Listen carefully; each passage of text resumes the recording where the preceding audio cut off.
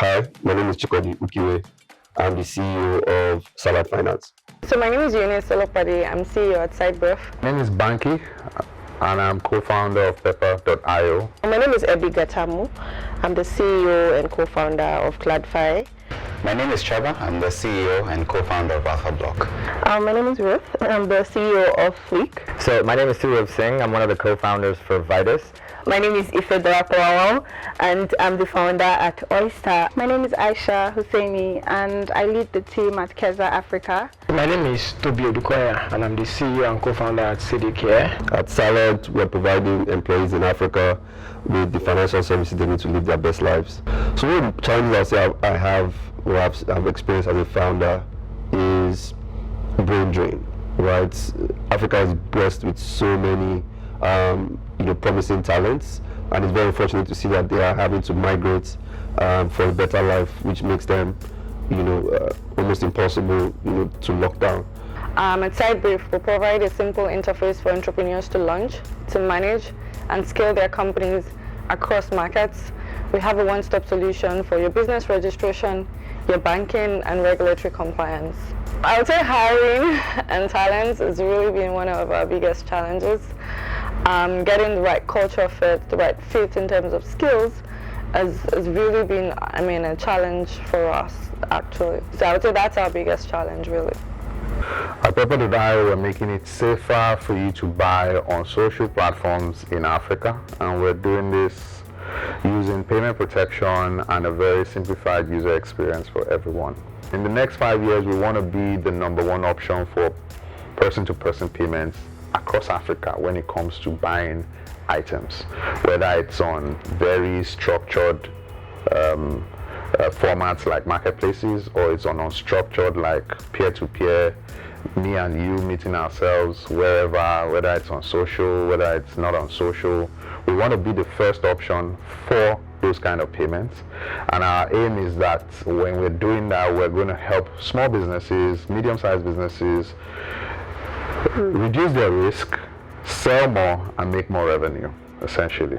And we're a Kenyan fintech that's working with informal lenders to help them digitize their operations, which are usually pretty manual, assess the creditworthiness of their potential customers, and be able to access affordable and reliable credit for their business.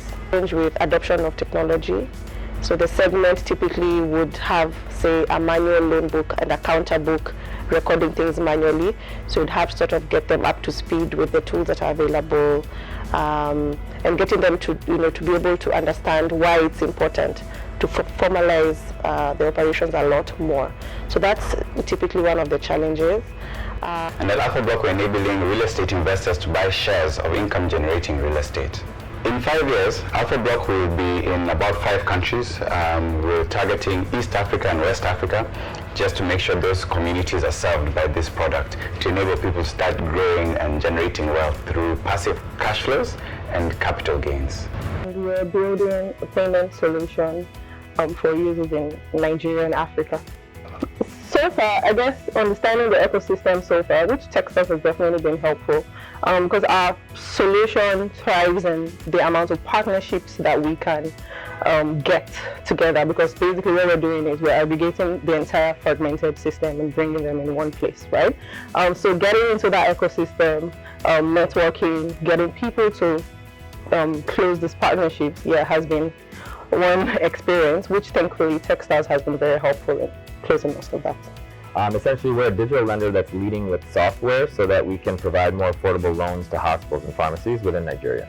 So, with Techstars, we've been growing a lot, and we wanted to leverage Techstars brands to help us with partnerships, with really refining our product and getting our strategy in place, and most importantly with fundraising. With Techstars' expertise, we've been able to get in contact with a lot of institutional partnerships as well as potential investors, and I think that's been able to really help our team and our business grow significantly, even in just 3 months. We are democratizing credit in Africa. Another 5 years, ELSA will be the FICO score of Africa. So the same way in US you have the FICO score where you can get the credit score of Americans. In Africa you'll be able to get Oyster score, an alternative credit score for Africans. Hoping to get out of Texas. I think apart from everything they've done so far, we are just looking forward to the demo day to raise our next funding round and to scale up. We're a device financing company that enables people to own the devices that they need today and pay in flexible installments. So Technext provides us with the credibility that we need to approach certain organizations, especially the large corporates, the telcos and the banks. There's a certain credibility that we need to have conversations with these bodies, and Technext has provided us with that credibility. Also, Technext has really helped with the mentorship sessions that we've had, and this has really shaped the product that we're even building right now. And so from Technext, what I was looking forward to is what I'm already seeing, with the fact that we're walking into rooms that we would have had to knock on doors for a longer time, and the fact that we're meeting people who have been very instrumental to building Keza Africa. So CDK is making it easy for Africans to own cars, gadgets and appliances using installments that aligns with their culture and their beliefs. So I see CDK almost everywhere in Africa, in more than 6 countries in Africa in the next 5 years, solving installment payments for Africans. So Africans earn in bits, weekly, monthly in most cases, but they are unable to pay in installments for items that they need. So in the next 5 years, we want to have made it easy for almost every African to pay in bits as they earn in bits for items that they need. What do we hope to get out of Technext? I think we are already getting things out of the Technext program. Like I mentioned, some of the challenges we faced very early on was culture, structure, hiring, funding, and product market fit, and things like that. And Technext has helped with all of this and some more. So what are we hoping to get out of Technext? I think apart from everything they've done so far, we are just looking forward to the demo day to raise our next funding round and to scale up. So we're solving the problem of non-affordability of certain devices that help people to be more productive. Right now in Nigeria, when people want to own certain devices, especially devices like their smartphones, their laptops, internet connection, anything essentially that can contribute to them being more productive, they find that it's more expensive for them simply because of prices. Forex is also not on our side on this part of the world, and so things that people need right now today are not affordable for them, and so they have to save for months before they can own these devices. So what we're doing is we're solving this problem to enable people to own today what they need right now and then pay for it over time.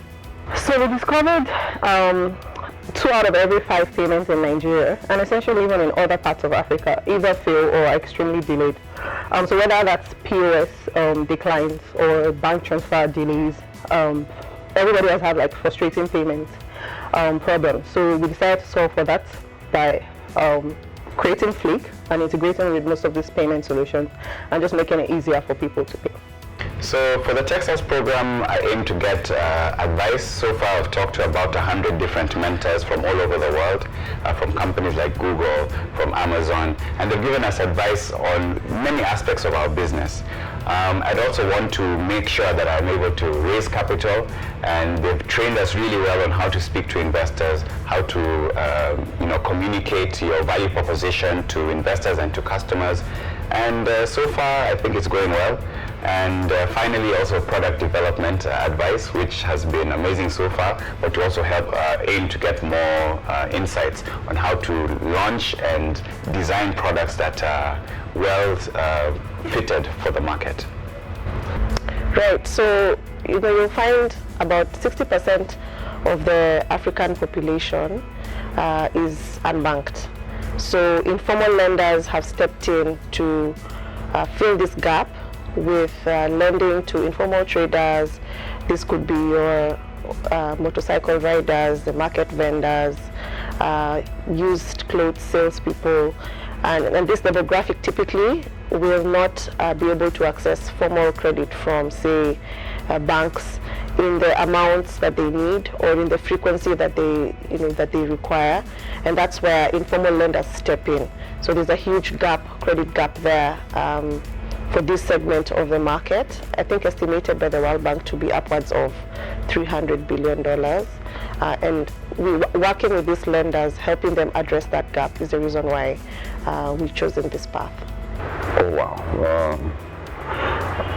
First, what we have already got, and then what we hope to get some more.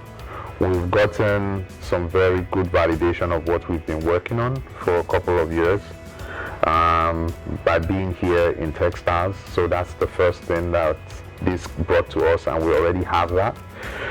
What we look to get, from the program is razor sharp clarity as to what we're doing and how best to do it. We're getting that as we speak, is an ongoing thing.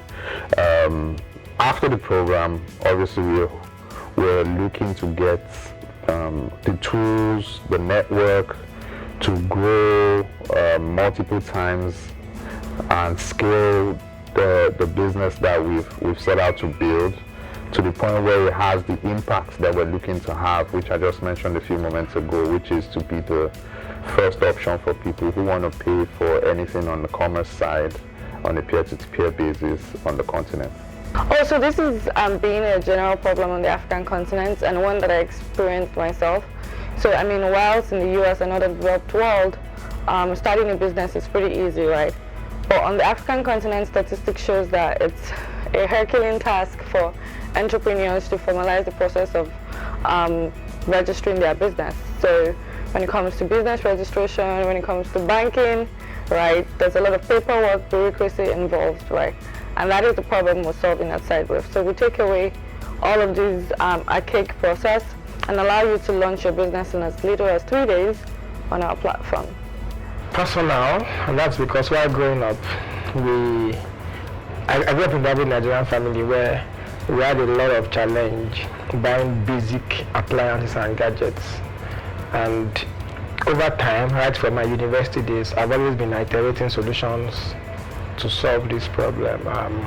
Of all the iterations to solve the installment payment problem for Africans, CDK seems to be the easiest and the most culturally aligned solution for Africans, and that's why we are solving it, the way we are solving it.